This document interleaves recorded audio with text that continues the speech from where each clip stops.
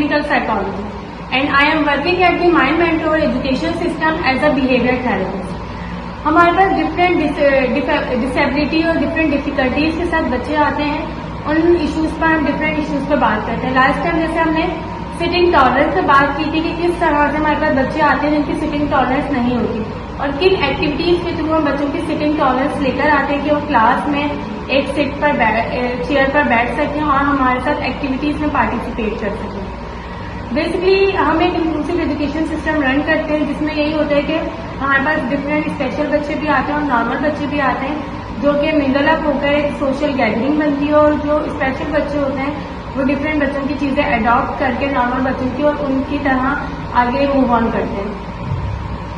अब जो एक मेन डिफिकल्टी के साथ जो हमारे पास बच्चे आ रहे होते हैं राइटिंग इश्यूज, यानी हैंड राइटिंग इश्यूज के साथ बच्चे आते हैं कि बच्चों को लिखने का प्रॉब्लम होता है कि बच्चों की लिखाई नहीं आ पा रही होती। तो मेन जो प्रॉब्लम होता है कि जिसकी वजह से बच्चे लिखने की तरफ नहीं जा रहे होते वो होती है उनकी ये फाइन मोटर स्किल। उनकी जो फाइन मोटर स्किल्स होती है वो बहुत ज्यादा वीक होती है। उनके जो फाइन मसल्स होते हैं ये बहुत ज्यादा वीक होते हैं, जिसकी वजह से उनमें ग्रिपिंग नहीं आ रही होती, पेंसिल होल्डिंग नहीं आ पा रही होती, जिसकी वजह से वो लिख नहीं पा रहे होते। तो हम इस इशू को किस तरह से टैकल करते हैं, कौन सी ऐसी एक्टिविटीज हैं जो हम इन बच्चों के साथ अप्लाई करते हैं। तो फर्स्ट ऑफ ऑल आपने जो टेक्निक अप्लाई करनी होती है वो हम जो अप्लाई करते हैं बच्चों के साथ वो ये क्लोथ पिन्स होती है। इन क्लोथ पिन को जब बच्चा अपने फिंगर टिप से ओपन एंड क्लोज करता है, क्योंकि ये बहुत ज्यादा हार्ड होती है, और जब बच्चा प्रेशर लगाता है इस पर तो इससे क्या होता है कि बच्चे की फाइन मोटर स्किल्स जो है इम्प्रूव होने की तरफ जाती है। सेकंड जो हम टेक्निक यूज करते हैं वो हम क्रेयॉन्स यूज करते हैं कि बच्चों को क्रेयॉन्स से बोर्ड देते हैं या फिर कोई भी फ्री पेपर उन्हें देते हैं जिससे वो अपने स्क्रैम्बल की तरह लाइंस ड्रॉ करते हैं, और उस क्रेयॉन्स की मदद से या फिर कोई हम उन्हें बोर्ड मार्कर देते हैं, उसकी मदद से उनके अंदर क्या आती है, उनकी जो ग्रिपिंग होती है वो इम्प्रूव होती है। थर्ड हम इनके साथ ये करते हैं जो ब्लॉक्स होते हैं, मैंने ब्लॉक्स प्रोवाइड करते हैं, तो ब्लॉक्स से भी जब बच्चा ऑन एंड ऑफ करता है, जब ब्लॉक्स को जोड़ता है और उन्हें तोड़ता है, तो उससे भी बच्चे की जो फिंगर टिप्स और फाइन मोटर्स पर प्रेशर पड़ता है वो इम्प्रूव होने की तरफ जाता है। इसके अलावा हम उन्हें स्लाइम्स और या फिर जो है हमने क्ले प्रोवाइड करते हैं। क्ले एक बहुत अच्छा मटेरियल होता है जिसकी वजह से बच्चे की फाइन मोटर स्किल्स और उनकी जो ग्रिपिंग की इश्यूज है वो सही होने की तरफ जा रहे हैं।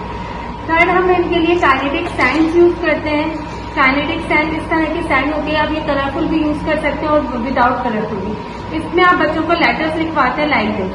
जब आप इसमें बच्चों को लेटर्स लिखवाते हैं तो बच्चा जो है रिटन जब विजुअल लर्नर, क्योंकि बहुत सारे बच्चे जो लर्निंग डिसेबिलिटीज के साथ होते हैं या फिर स्पेशल चिल्ड्रन होते हैं लाइक ऑटिज्म या ADHD या इसी तरह की कोई और डिफिकल्टी के साथ जो बच्चे हमारे पास आते हैं, बेसिकली वो ज्यादातर विजुअल लर्नर होते हैं। जितना आप उन्हें विजुअल चीजें प्रोवाइड करते हैं उतनी जल्दी वो चीजों को सीखने की तरफ जाते हैं। अक्सर पेरेंट्स बच्चों को लिखने पर जोर दे रहे होते हैं, लेकिन वो उनकी मेन जो कंसर्न होता है बच्चों का जो मेन इशू होता है उसकी तरफ नहीं जाते कि उनके फाइन मोटर स्किल्स जो उनके फाइन मोटर में प्रॉब्लम है, जिस वजह से वो बच्चा लिखने की तरफ नहीं जा पा रहा और उसे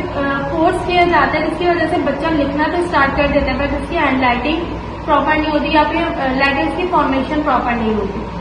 तो इसके लिए जरूरी है कि आप पहले बच्चे की फाइन मोटर स्किल्स पे काम करें इन डिफरेंट एक्टिविटीज के थ्रू, ताकि उसकी जो मसल्स है वो स्ट्रांग हो, फाइन मोटर मसल उसके स्ट्रांग हो और वो रिटेन स्किल्स की तरफ प्रॉपरली आए।